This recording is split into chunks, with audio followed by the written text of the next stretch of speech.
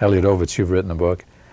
Mr. Nighttime is is likely to establish in the world of psychiatry a new syndrome which will have become a whole growth industry, and it centers around the affliction or the malady of sleepwalking, and it's something that has been characteristic of your nocturnal experiences since childhood, if your mother's to be believed, and you became aware of it only after you were married. Your night walking escapades was something to which you were completely oblivious until your wife started complaining about your going out in the middle of the night. Yes, sir, that's correct. She seemed to keep a journal of my suspicious activities, and she confronted me with it. And I just didn't know what to say. I had no idea that I was a sleepwalker or anything connected to it. It seems like my mother had kept this dirty little secret, not only from the rest of the family, but from me as well. So I really didn't have a leg to stand on. I denied it. Well, within the first months of your marriage to Hazel, she would confront you with where have you been, where did you go, and you would deny. Well, not that you were denying it so much as you were just. Well, I guess you were denying it. Yes, sir, that's correct. Not that you were aware that you'd gone out. I wasn't deliberately telling a falsehood. I just had no proof that I was going out. No recollection of it. I had absolutely no remembrance whatsoever. Once in a while there'd be a strange stain on my pants or something, or some little thing would be awry, but I had no idea of how I got that. And it wasn't until later that I started really focusing on what it might be. Paying attention to it. Yes. Well, she would accuse you of going out, and you would deny it, or not see the possibility that could have happened, which would only tend to enrage her, as you write in your book, because she would sit there and watch you get up and leave, and watch you return in the early morning hours, and to have you deny something that she'd witnessed firsthand was something that her temper wouldn't tolerate. That's true. This woman was chronically, just a chronically unpleasant person, a complainer anyway, and the least little thing would set her off, and she just would go into these furious tantrums. Well, yes, but I think your spouse disappearing in the middle of the night for all hours and then denying that's not just a little thing. I mean, it may not warrant an eruption of temper, but certainly... Well, I certainly had good cause, but I didn't. I really didn't do anything improper. All I was... As far as you know. As far as I know, I definitely wouldn't do anything like that. I took my marriage vows very seriously. She went to the extent of tying you to the bed. She tied a rope around one of your ankles and the other end to the bedpost. That's not a very pleasant thing to bring up, but I guess it has to. Since I wrote about it, we might as well talk about it. It's the first experience like that of my life. Now, you acquiesced to it because you knew you weren't getting up and going anywhere anyway. And also it kind of excited me, to tell you the truth. Well, I mean, it's embarrassing to talk about, but I'd never had this experience. I didn't have any girlfriends in high school or college, and so this was one of my first encounters of that sort, and so that's why I went along with it. What are we talking about? Being tied up. You just lost me. That's what I thought. That's the only reason. I'm sorry, I just caught up with you. Because I really didn't want her to do this. I mean, why? I mean, I had done nothing wrong, and I didn't believe that I was a sleepwalker. Well, see, that's a major violation of some sort of a... I don't know. It just seemed like I wasn't a neurotic type to... I associate sleepwalking with people that suppress their fantasies in their waking life and then exercise them at night when they have no governor on themselves in their brain, no censor to stop them. Mm-hmm. I had no idea that I was subjected to those fantasies because they were so repressed.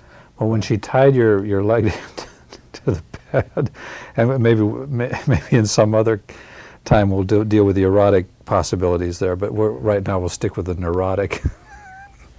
But you untied yourself and left anyway, apparently. Apparently so, and I have no recollection of that either. I didn't believe in all her accusations. She thought you were having an affair.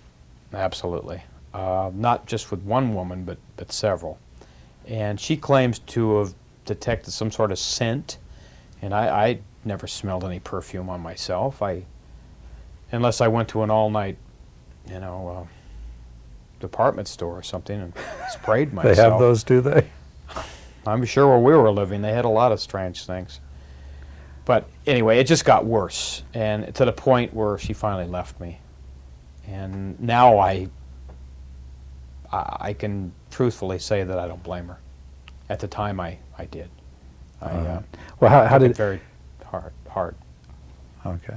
How long had you been married when she finally left? Oh, it's 2.5 years, not quite 3 years. And according to her, how often were you sleepwalking? Was it several times a week, every night, once a month? According to her, it was, it was almost every night.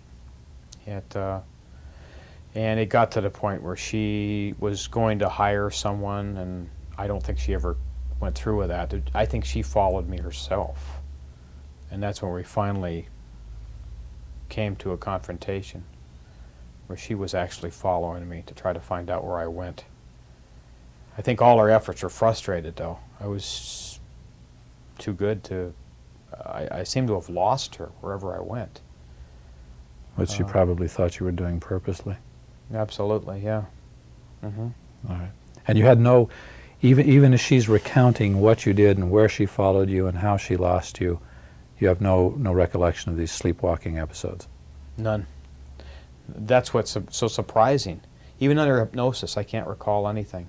I've tried everything to recall what I've done.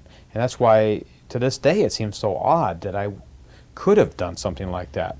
But in lieu of what recently happened, which we'll get into later, I do believe it now.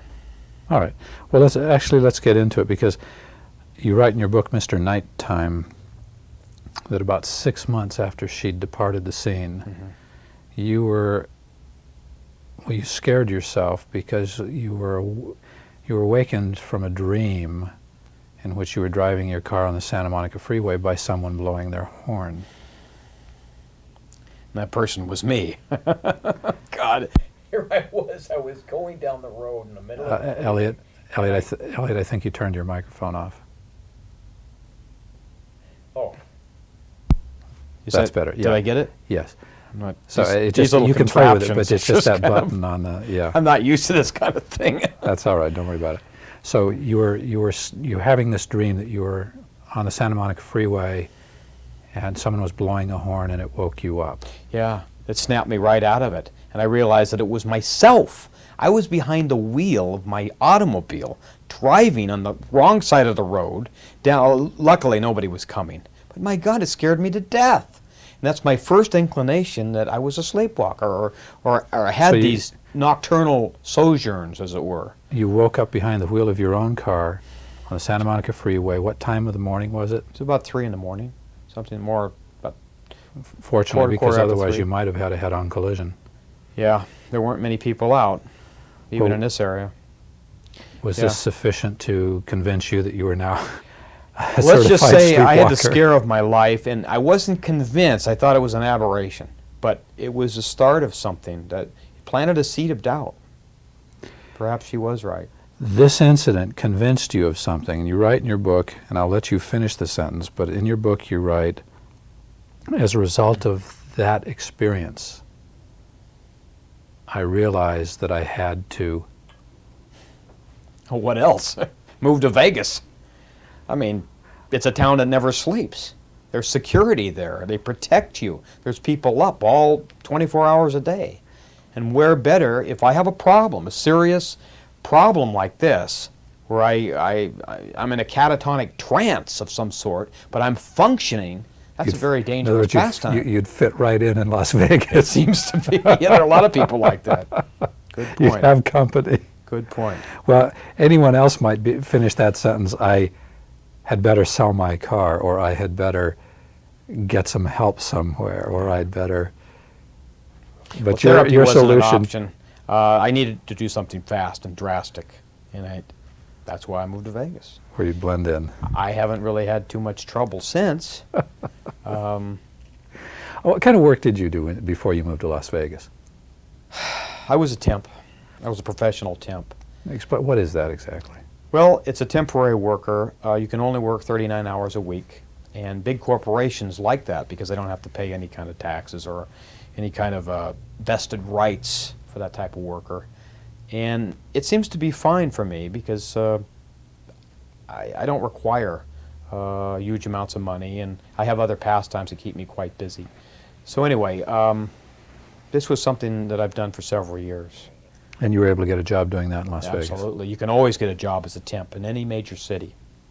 You don't have to, there's no waiting list, no employment office to go through all the hoops. So once you're with major temp organizations and are a good worker, you can go even internationally. All right. Now, given that you've had at this point an insight to the accuracy of your wife's claims about your sleepwalking, a question that I would want to ask you is, how did you function during the daytime if in fact you were out sojourning for all hours of the night? When were you getting rest, or if in fact your sleepwalking actually functioned as sleep and rested you sufficiently for? Well, I slept late, and I didn't go to work until noon. So that was never really a problem. It seems that when I was out on my little jaunts, it wasn't very long, and I didn't expend much energy anyway, so it really didn't disrupt anything. But what really disturbs me is some of the things that my mother told my wife in secrecy, and that's... Okay, now after your wife left you, you still didn't believe that this was going on, and the incident on the Santa Monica Freeway opened your eyes, figuratively and literally, I suppose, to the real possibility that was taking place. And at that point in time, you called your mother for the first time to ask her about this, and she confirmed that yes, you'd been a sleepwalker as a child. What did she tell you about that? Well, my mother and I have never really gotten along anyway. I mean, it's kind of a love-hate thing. So we were in the middle of one of our hate sessions, and she exploded. And she told me several incidents that actually were quite chilling. One particular one was where somehow I'd gotten a hold of a Spanish conquistador sword, and I bought it at an auction. And I was on a roof, brandishing it like I was Zorro of all things. And the police had to take me off the roof. And you had no recall of that? None. And apparently they didn't book me, or that probably would have brought me too, but they did take me home. You see, because it was a small town, and my cousin was the mayor, and they didn't want to make waves. He'd just been elected. So because they handled it so discreetly, I didn't even really awake. They just led me home. They knew where I lived. Now you made a reference to your mother having told your wife about some of these episodes. What? Yeah, well, it seemed like Why would she tell your wife and not you? You know, that's a very good question. There's only one person that can answer that. I feel that my mother was in some sort of major denial for many years, because I had other problems as well, but we'll just stick with this one. And she caught me in compromising positions, dressing in different ways, let's say. I won't go into it, but you have to read the book. But she never let on. She never told anyone. And there are other times where it's really difficult to talk about this, but I had a penchant for theatrical things. I would behave in odd manners. I would come home and roll on the floor and chant Buddhist chants. I would think I was a werewolf, or, howling in the backyard. all kinds of ungodly things. And this is what she told my wife. Now, At what age? At what age was this happening? teens to young manhood. Mm-hmm. Probably started post-puberty through 26, 27. I moved away. This is when I lived at home with her. I had a big problem with that. My sisters wanted me to move out. They claimed that it was a very unhealthy relationship. So I finally did. I got the gumption to move and never look back. But mothers still have a stranglehold on their children, it seems like, especially their sons. But I'm still mystified as to why she didn't tell me earlier so I could have worked on this. Mm-hmm. Was there anything of a particular disturbing nature that she told your wife that never got passed on to you until it was too late? Well, the dressing up in women's clothing didn't help. But apparently I don't have that fixation in my waking life. All I can think is that I had such a repressive childhood that the only way that I could exert myself in ways that I secretly desired to do so was in a sleeping state. And if that's not psychotic, that's damn close to it. That's extremely neurotic. It's like finding the course of least resistance and taking that road. And I couldn't I couldn't fight my mother. You know, it was suggested to you by your wife, perhaps others as well, but certainly by your wife, that you get help, and you've never sought help. Was it because you didn't have faith in the institutional help available, that it could help in any way, or you just didn't see the need for help? Or I didn't know I had a problem. Plain and simple. I mean, I may have been open to it, maybe group transactional analysis, or even, just regular therapy sessions, one-on-one. And yet you never, your immediate solution was move to Las Vegas. Well, yeah, absolutely. I mean, when there's a fire, you get a fire extinguisher. You don't go to the fire commissioner and say, hey, let's talk about this. Okay. So you managed to find work in Las Vegas, and that worked out nicely.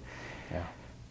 And you started paying closer attention to your personal condition as you'd awaken in the morning in Las Vegas to see if there was some evidence, some manifestation of having gone out. And the first thing that came to your attention were some casino chips. Tell us about that. Yeah, I mean, things were going along quite well.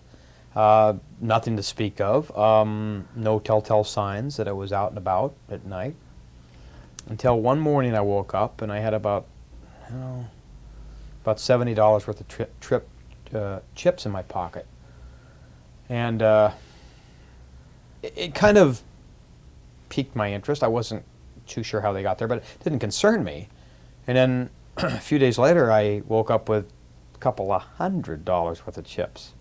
And that's when I did start to get concerned.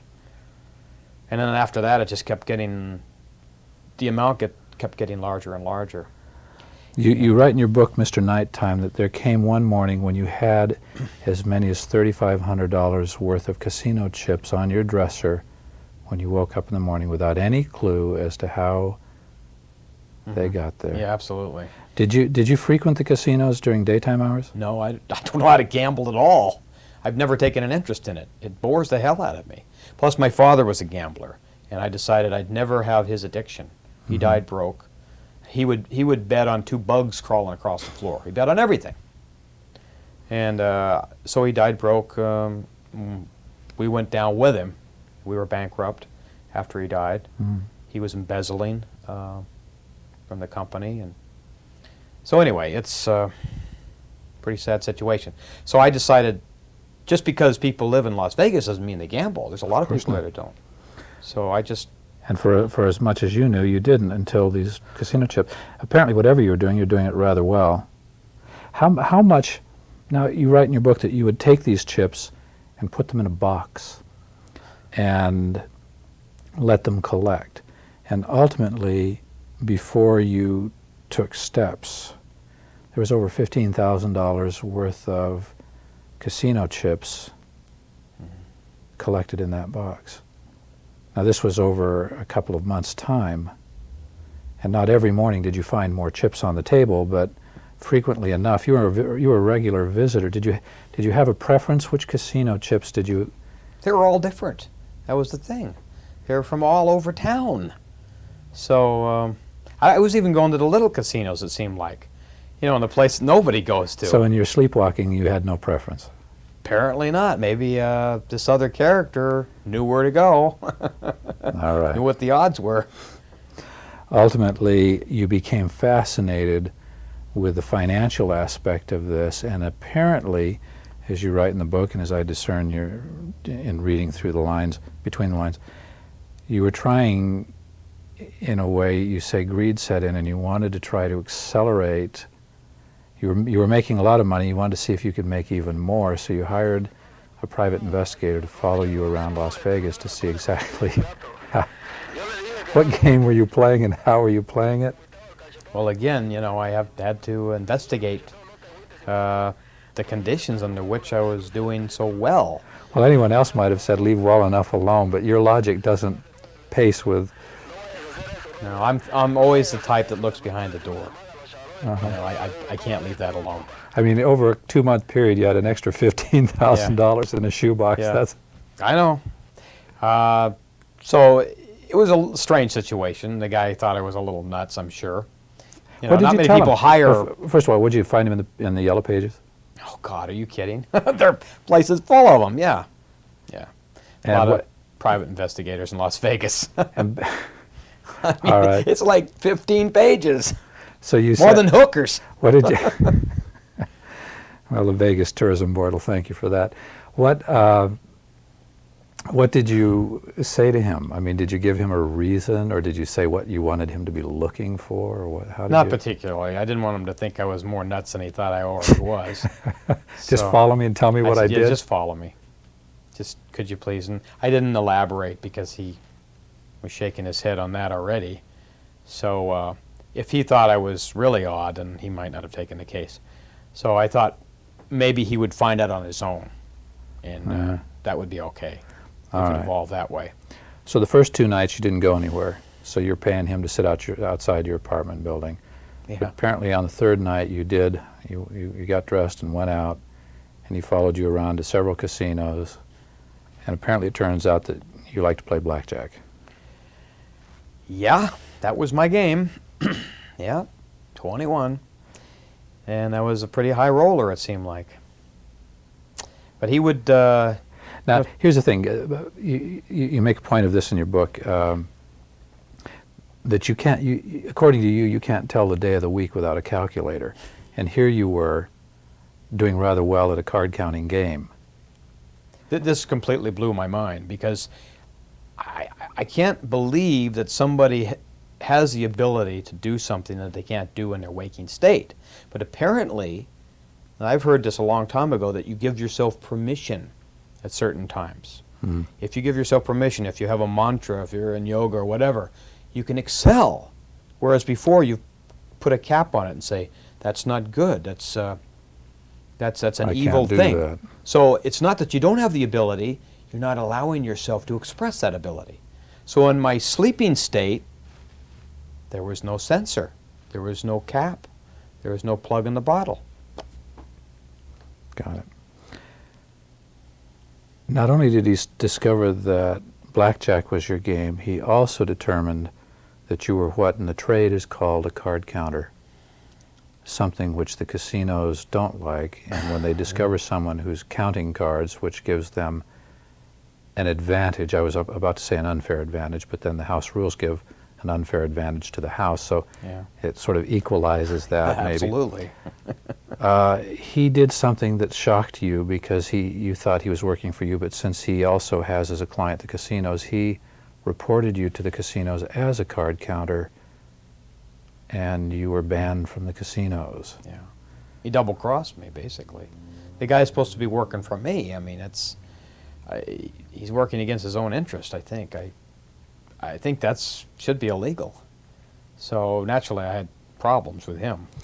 Well, apparently a circular went out, and all the casinos have your photograph off their video, and they will not allow you in, even though you're asleep. You went to them and said, "Listen, I'm just a sleepwalker. How could I be a card counter?" How did they receive that argument? They weren't impressed. They said it doesn't matter. You know, we're not going to split hairs here. You were sitting at that table, wake or sleep, doesn't matter. You were counting cards because your eyes were open. Yeah. And we don't want you back. One of them said, "If you want to sleep, book a room here." Yeah. Good. Anyway, that's the end of those days. No more chips on the dresser. You also gave up on Las Vegas and moved to Atlantic City, where they also apparently have a circular on you, and you found that you weren't waking up with chips next to your bed. Yeah. I'm about to move to Tahoe. All right. There's a couple places left.